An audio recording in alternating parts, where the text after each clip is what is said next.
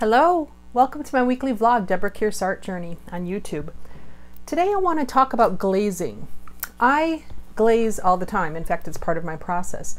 I lay down the opaque layers of paint, and then my final layers are not necessarily covering the entire painting, but definitely the opaque shadow parts of the painting, and sometimes in the lights as well.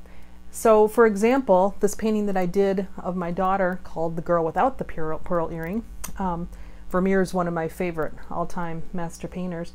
He glazed, so there you had me at Vermeer, right? But you can see that the shadows, or maybe you can't see because of the quality of the image that you're looking at, but the shadows here are heavily glazed. So I've got reds and purples and greens and all different kinds of glazes going on in my shadows, and I just think that gives them some life. And then of course the background is glazed too. You can see in some cases right through to the drawing and in here, because I've used transparent layers throughout. Most of the time though, I'll cover it all with an opaque layer before I glaze. So what is glazing? Well, glazing is simply using transparent color or paint on top of usually an opaque layer of paint. And as I said, Vermeer did it. It's part of many of us, it's part of our process. The application of a thin layer of paint is important to me because I don't like to see brush strokes in my paintings. If you paint with a lot of brush strokes and like to see that luscious thick paint impasto and all, then you may choose not to glaze in the lit areas of your painting or wherever you have that impasto. It's really meant to be a thin layer over flat areas with no brush strokes in them. You can use a closed grisaille if you've ever heard of or seen a monochrome painting. It's all black and white or sometimes brown and white. And then what the artist will do is they'll actually just add the color right over that value pattern. So if you paint your painting in black and white, then you don't have to worry about your value really for the rest of the painting. All you do is come in and glaze in the layers of color. Some people use it that way.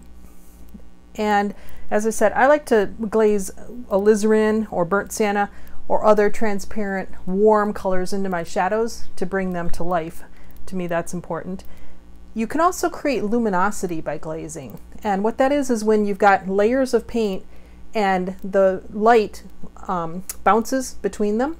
So you get an optical illusion of a glow. And you can really see this if you have the layer of paint and then a thick layer of something like a resin that's clear, and then another layer of paint, or if you paint on a translucent substrate such as polymine or ivory or ivorine. And this is something, the painting on ivorine is something that miniature artists do a lot. The painting with epoxy layers in between, if you look at like a Russian lacquer box, you can see that the light bounces in between there, and it really gives it a glow, which is an interesting effect. Also, I use glazing to restate my no-tan or the shadow shapes in my painting. And so you can see, like for instance in this painting, when I was done, I'd squint, take a look at the values, make sure that all my dark sides look dark, and if they don't, I'll come in and I'll lay a glaze in. I think I probably glazed, don't remember exactly, I think I probably glazed though this cast shadow from her shoulder, or from her chin onto her shoulder.